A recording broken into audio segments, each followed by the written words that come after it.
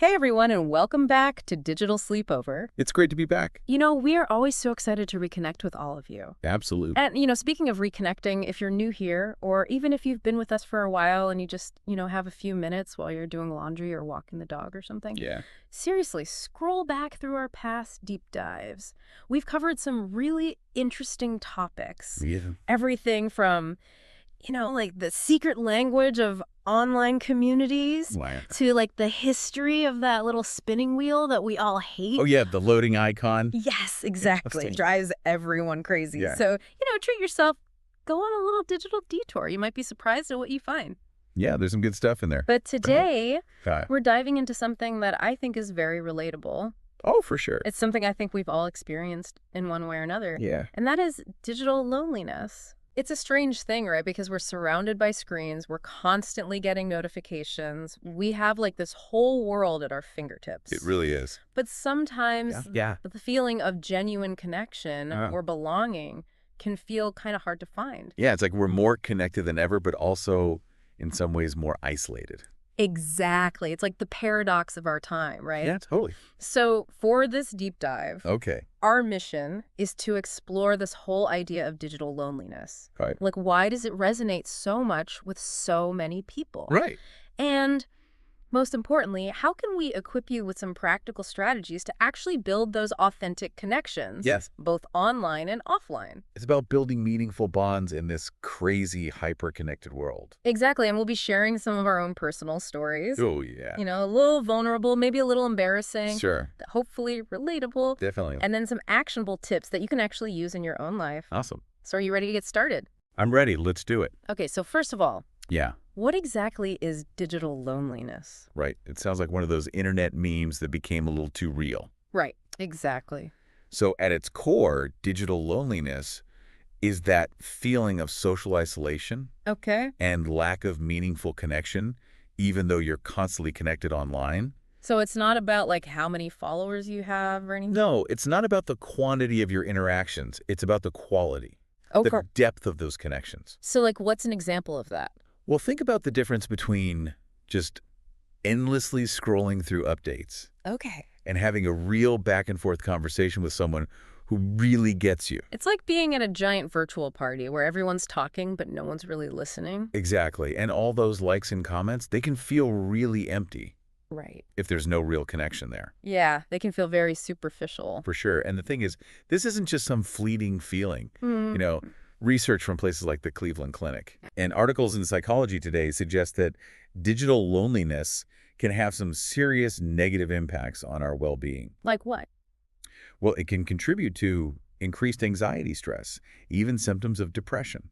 It's really interesting because, digital loneliness and online isolation are actually trending search terms, Wow. which means this isn't just like a small group of people experiencing this. Right. It's something a lot of people are struggling with. That makes sense. And even academic research is starting to focus more on this, Right. trying to understand how it affects our mental health. Yeah, it sounds like it's a real issue with real consequences. It is, and that kind of leads us to the other side of this, which is the importance of authentic connection. Right. So it's not just about avoiding the bad stuff. Exactly. It's about actively cultivating the good stuff. So what exactly makes these authentic connections so important? Research has shown time and time again that these types of connections have a huge positive impact on our emotional well-being. Okay. It's not just about feeling good in the moment either. Studies in the Journal of Social and Personal Relationships have shown that deep social ties can reduce stress Wow. and contribute to a greater sense of well-being overall. So it's like having a buffer against the challenges of life. Exactly. When you know you have people in your corner who truly care, Yeah. it makes a big difference. Yeah, it's like an emotional safety net. Exactly. And it goes even further than that. Okay, how so? Authentic connections can actually help us build resilience. So when we face tough times, Yeah. having those strong relationships helps us cope. Exactly. Knowing you have a solid support system can really help you bounce back. It seems like it's all about quality over quantity. Absolutely. You could have thousands of followers online, Right. but if you don't have those few deep connections where you can be vulnerable and truly yourself, Yeah. it's just not the same. It's a very different experience. And this is something that experts like Brené Brown talk about a lot. Oh, yeah, I love her work. She emphasizes the importance of being vulnerable letting people see our imperfections. Right. That's how we build trust and real intimacy in our relationships. Okay, so we've talked about the problem, digital loneliness, Yeah. and the solution, authentic connection. Right. But how do we actually do it? Right. How do we cultivate these connections in our digital world? It's easy to say, be vulnerable, Sure. but doing it online can be scary. It can be intimidating. Yeah. So where do we even begin? Well, the first step, which might seem obvious, but it's often overlooked, is to take a good look at your own digital habits. Okay. Be honest with yourself about how you're spending your time online. So, like, what kinds of things should we be looking at? Ask yourself, are you mostly passively consuming content?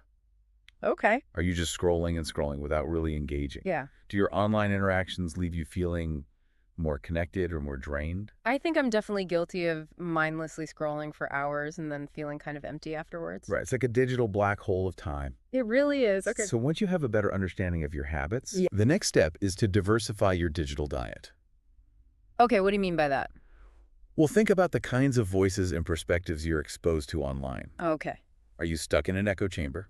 Oh, yeah, where you only see things you already agree with. Exactly. Yeah. Try to intentionally seek out different viewpoints. Okay. It can really broaden your perspective. And potentially lead to more interesting conversations. Absolutely, even if those conversations involve some healthy debate. Yeah, I think it's really easy to get stuck in those echo chambers, especially with algorithms and everything. It is, but breaking out of them can lead to much more enriching interactions. For sure. And that brings us to step 3. Engage actively and intentionally. Okay, so what does that look like? It's about going beyond just liking and commenting. Okay. Start real conversations. Ask open-ended questions that encourage people to think. Oh, that's a good one. And most importantly, practice active listening. What do you mean by that? When someone shares something with you, really pay attention. Ask follow-up questions. Show them that you're genuinely interested. So it's about being present in the conversation. Exactly. It's about turning a one-sided broadcast into a real dialogue. It makes such a difference when you feel like someone is truly listening to you. It really does. It's so much more validating than just getting a quick thumbs up. Absolutely. Now, active engagement is important. Yeah. But we also need to balance that with our fourth strategy, setting healthy digital boundaries. Oh, the digital detox. Yes, it's so easy to get sucked into that constant stream of notifications and updates. It is. But it's crucial to schedule regular breaks from technology. Like what, putting your phone down during meal? Exactly, or having a designated tech-free evening. Okay. This gives you a chance to be more present in your offline interactions. And to recharge so you can engage more mindfully when you are online. Exactly. It's about creating space for those deeper, uninterrupted connections in the real world. I'm a big believer in the digital detox, but I'll admit it can be hard to actually put the phone down. I know it's a struggle for a lot of us. But you're right, those tech-free zones are so important. They are. And our fifth strategy builds on that idea. Okay. It's about using technology mindfully. What does that mean exactly? It means being intentional about how and when you use digital tools. Okay. You know, there have been articles in the Harvard Business Review and Wired I've seen those. about the impact of remote work and social media on isolation. Right. And the key takeaway is that we need to be more intentional about our technology use. So not just letting it control us. Exactly. Yeah. There are even apps out there like Moment and Forest Yeah, I've heard of those. that can help you track your screen time and encourage you to use technology in a more balanced way.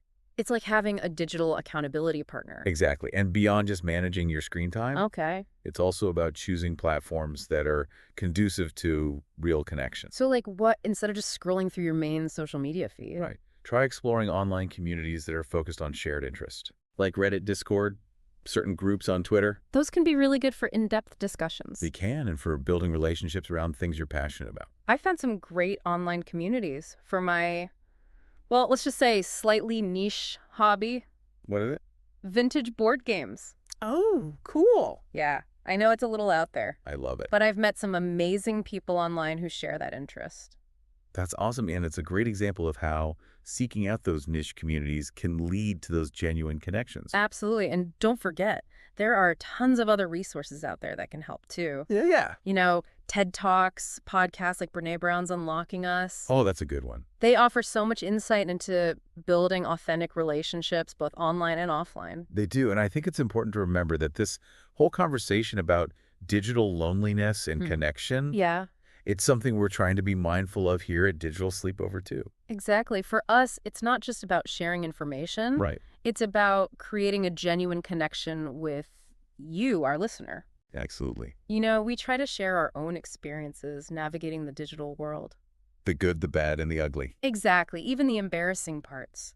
Because we're all in this together. We are, and hopefully by being open and honest, Yeah. it makes you feel less alone. Definitely, those relatable stories and insights can really help create a sense of shared experience. Okay, so if we had to summarize everything, Yeah. it seems like overcoming digital loneliness isn't about giving up technology altogether. It's not about disconnecting completely. Right, it's about being more conscious of how we use it Yeah. Being more deliberate. and prioritizing those interactions that actually build real connections. And of course, nurturing our offline relationships as well. Exactly. All about finding that balance. Okay, so before we wrap up this deep dive, Yes. we have a little request for you. Oh. We would love to hear your thoughts on all of this. Yeah. Have you had any breakthroughs when it comes to overcoming digital loneliness? Or building those authentic connections. If you feel comfortable sharing, Yeah. use the hashtag Digital Sleepover Connection on social media. We'd love to hear your stories. We would, and your insights could be really helpful to other people who might be going through the same thing. It's all about creating a community of support. Absolutely. And if you enjoyed this deep dive, Yeah. please do all the usual things. Subscribe to Digital Sleepover so you don't miss out on future episodes. Right. And check out our past deep dives. There's a whole archive of interesting topics waiting for you. There are. And most importantly, consider yourself part of the Digital Sleepover community. We love having you here. We do. Let's keep this conversation going. Yes. And continue building these meaningful bonds together. One interaction at a time. One interaction at a time. All right. And finally, as you go about your digital day today, Okay. we want to leave you with this thought. I'm listening. In this constantly evolving world of online connection, Yeah. what does it really mean to feel connected? Mm-hmm. And what small intentional steps can you take today to foster a more meaningful bond with someone? It could be online or offline. Exactly. Think about it. I will. All right. Until our next digital slumber party, take care. Good night, everyone.